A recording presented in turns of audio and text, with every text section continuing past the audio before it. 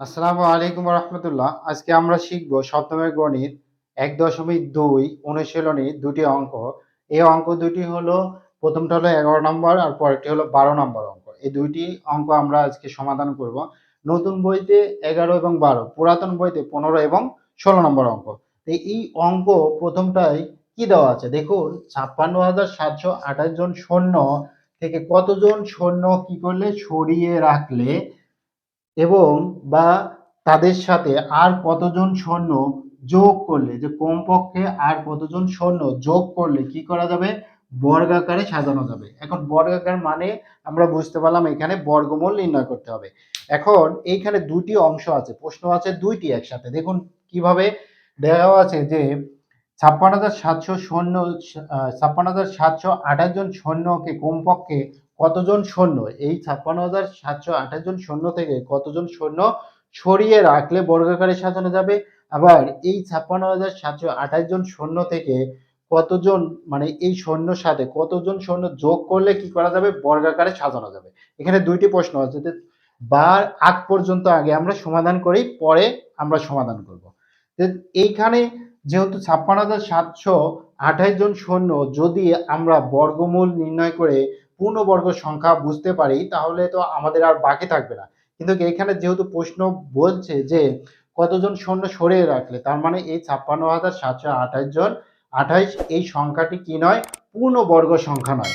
এই পূর্ণবর্গ সংখ্যা নির্ণয় করতে যেটা আমাদের অবশিষ্ট থাকবে বা বাকি থাকবে, সেটা কি হবে, আমাদের এই সৈন্য সংখ্যা সরিয়ে রাখলে আমরা কি করতে পারবো, বর্গমূল নির্ণয় করতে পারবো। সেই সংখ্যাটি আমরা লিখবো। এখানে যেটা দেওয়া আছে সেটা আগে লিখে নিই। চলো, কি দেওয়া আছে, দেওয়া আছে ৫৬,৭২৮ জন সৈন্য। এই ৫৬,০২৮ জন সৈন্য সংখ্যা দেওয়া আছে, সৈন্য সংখ্যা।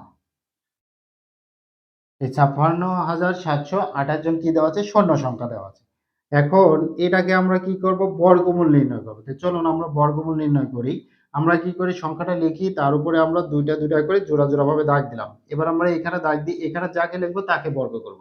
এখানে আমরা ২ লিখবো, ২ কে বর্গ করলে কত হবে, ৪ হবে। আমরা ৩ লিখতে পারবো না, ৩ কে বর্গ করলে ৯ হবে, ৫ এর বেশি হবে। এখানে বিয়োগ করলে কত হচ্ছে, ১, এবং পরের জোড়া আমরা এখানে লিখি, কত হলো, ১৬৭। এবার আমরা এইখানে যা থাকে তাকে আমরা কত দ্বারা গুণ করি, ২ দ্বারা। তাহলে ২ কে ২ দ্বারা গুণ করলে কত হবে, আমাদের ৪ হবে। এবার এইখানে কত লিখবো দেখুন, এইখানে আমরা ৩ লিখবো, এখানে আমরা ৩ লিখবো। ৩ আর ৩ গুণ করলে কত হবে, ৯, আর ৩ আর ৪ গুণ করলে কত হবে, অবশ্যই আমাদের ১২ হবে। এবার বিয়োগ করলে আমাদের এখানে ৭ থেকে ৭, তার মানে কত, ১৭। ১৭ থেকে ৯ বার দিলে আমাদের থাকছে ৮, আর ২ রেখে ৩, ৬ থেকে ৩ বার দিলে আমাদের কত, ৩। এবার পরের জোড়া কত আছে দেখুন, পরের জোড়া আমাদের আছে ২৮। আমরা এখানে লিখলাম, এই যে পরের জোড়া কত আছে, ২৮ আছে, আমরা লিখলাম। এবার আমরা কি করি, এইখানে যা থাকে তাকে আমরা বর্গ করে ২ দ্বারা গুণ করব। তাহলে ৩ কে ২ দ্বারা গুণ করলে কত হবে, ৬। ২ কে ২ দ্বারা গুণ করলে আমাদের কত হবে, ৪। এবার এইখানে যাকে বসাবো, এইখানে আমরা তাকে বসাবো। এইখানে আমরা ৮ লিখবো, এখানে আমরা ৮ লিখবো। ৮ লিখলে ৮ আর ৮ গুণ করলে কত হবে, ৬৪। ৬৪, ৪ হাতে আমার ৬। ৮ আর ৬ গুণ করলে কত হবে, ৪৮। ৪৮ আর ৬ কত হবে আমাদের, ৫৪। ৫৪ কত, ৪। আমাদের হাতে কত, ৫। ৮ আর ৪ গুণ করলে কত হবে, ৮ আর ৪ ৩২। ৩২ এর সাথে আমরা কত যোগ করব, ৫। ৫ যোগ করলে আমাদের কত হবে, ৩৭। আমরা লিখলাম। এবার বিয়োগ করলে আমাদের এখানে কত থাকছে, ৪, আর এখানে ৪, উপরে কত, ৮, মানে ১২। ১২ থেকে ৪ বাদ দিলে আমাদের কত হচ্ছে, ৮৪। এই ৮৪ জন সৈন্য যদি আমরা সরিয়ে রাখি, তাহলে এটা আমাদের কি হবে, সংখ্যা, যে সংখ্যাটা আসবে সৈন্য সংখ্যা, সেটা আমরা কি করতে পারবো, বর্গমূল আকারে সাজাতে পারবো, মানে বর্গ আকারে সাজাতে পারবো। সেই কথাটি লিখি যে ৮৪ জন সৈন্য কে সরিয়ে রাখলে সৈন্যদলকে বর্গাকারে সাজানো যাবে, সে কতটুকু লিখবো, চলুন।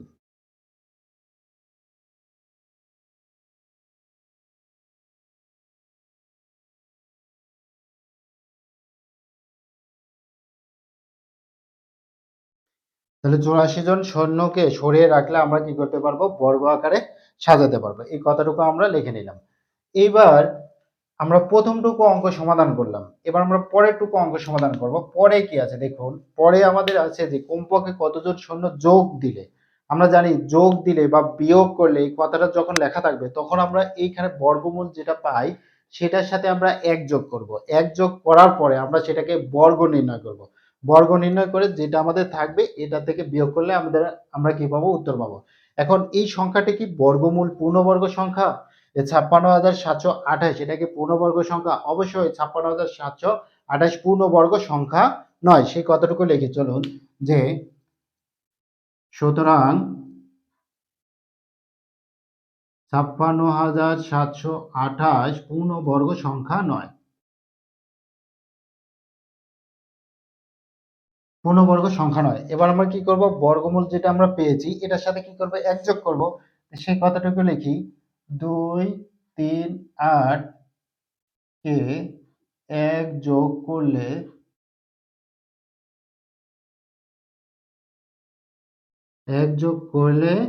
বর্গমূল হবে।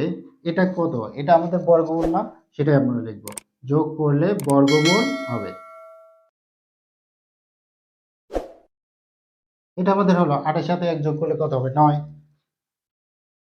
তখন এর বর্গ, এটার বর্গ কত হবে দেখুন। এই 8 এর সাথে 1 যোগ করলে কত হবে আমাদের? 9। তাহলে 2, 3, 9 গুণন 2, 3, 9। এটা যখন আমরা বর্গ করব তখন আমাদের কত হবে দেখুন তো। 2, 3, 9 গুণন 2, 3, 9 239 কে আমরা বর্গ করলে পাবো 5, 7, 1, 2, 1। এটা আমরা পেলাম।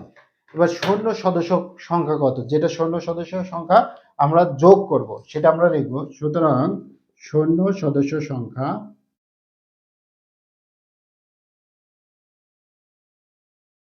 এটা থেকে আমরা বিয়োগ করব কত? 56,728 জন। এটা বিয়োগ করলে কত হবে? 11, 11 থেকে 8 বাদ দিলে 3, 2 এর একে 3, 3 এর থেকে 12 থেকে 3 বাদ দিলে আমাদের কত? 9, 7 এর একে 8, 8 আর 3 11 এতজন। তাহলে আমরা দেখতে পাচ্ছি যে এই 84 জন সৈন্যকে সরিয়ে রাখলে আমরা বর্গমূল আকারে সাজাতে পারবো, অথবা এই 56,728 এর সাথে 393 জন সৈন্য যোগ করলে আমরা কি পারবো? বর্গমূল আকারে সাজাতে পারবো। সেই কথাটুকু এখানে প্রশ্ন আকারে আমরা উত্তর আকারে লিখবো, যেটা প্রশ্ন আকারে আছে।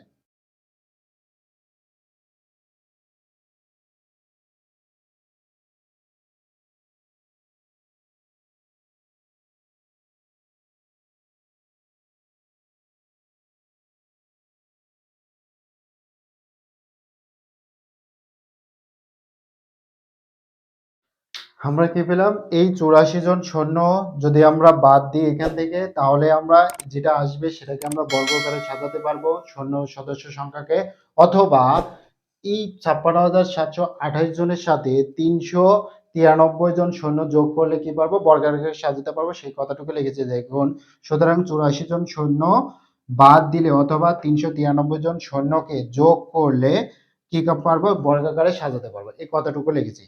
আশা করছি বুঝতে পেরেছেন। এবার আমরা কত নম্বর অঙ্কটি সমাধান করব? এবার আমরা এই যে 12 নম্বর যে অঙ্কটি আছে সেই অঙ্কটি সমাধান করতে পারবো।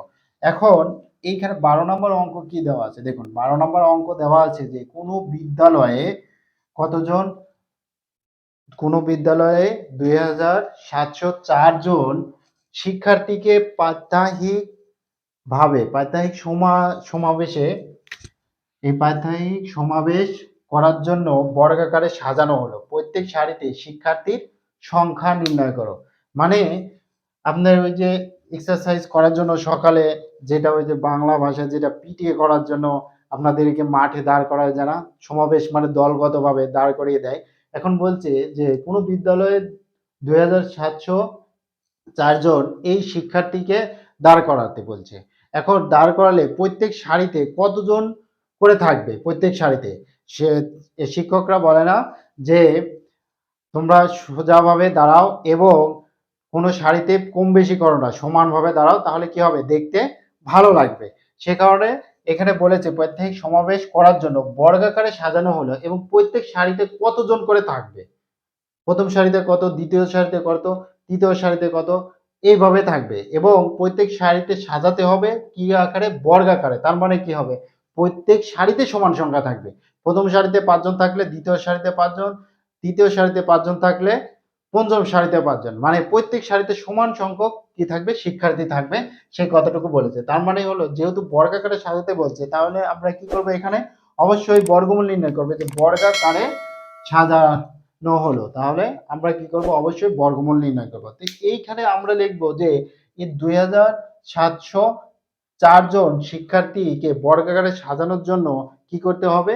বর্গমূল নির্ণয় করতে হবে। সেই কথাটুকু একটু সাজিয়ে লিখি, চলুন। প্রত্যেক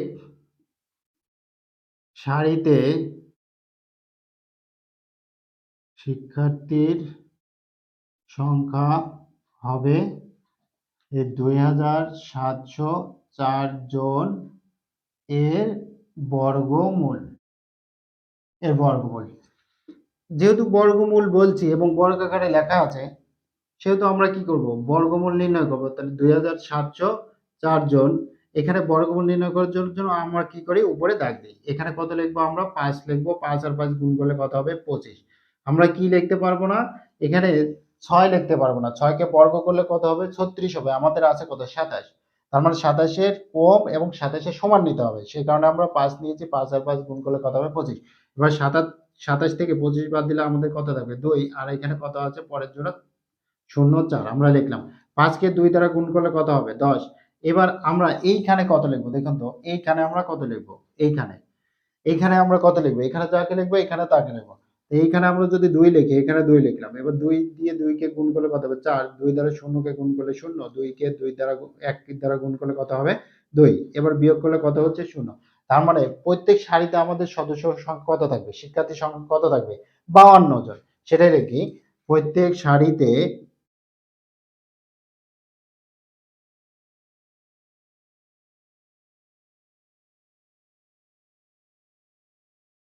আশা করছি বুঝতে পেরেছেন। ভিডিওটি কেমন লাগলো অবশ্যই কমেন্ট করে জানাবেন। অঙ্ক ২ টা কি বুঝতে পেরেছেন কিনা অবশ্যই জানাবেন। আর চ্যানেলটি অবশ্যই সাবস্ক্রাইব করবেন। আজকের পর্ব এখানে শেষ করছি। সামনের পর্ব দেখার আমন্ত্রণ জানিয়ে আসসালামু আলাইকুম ওয়া রাহমাতুল্লাহ। Hey there. Subscribe to my channel. And also press this bell icon.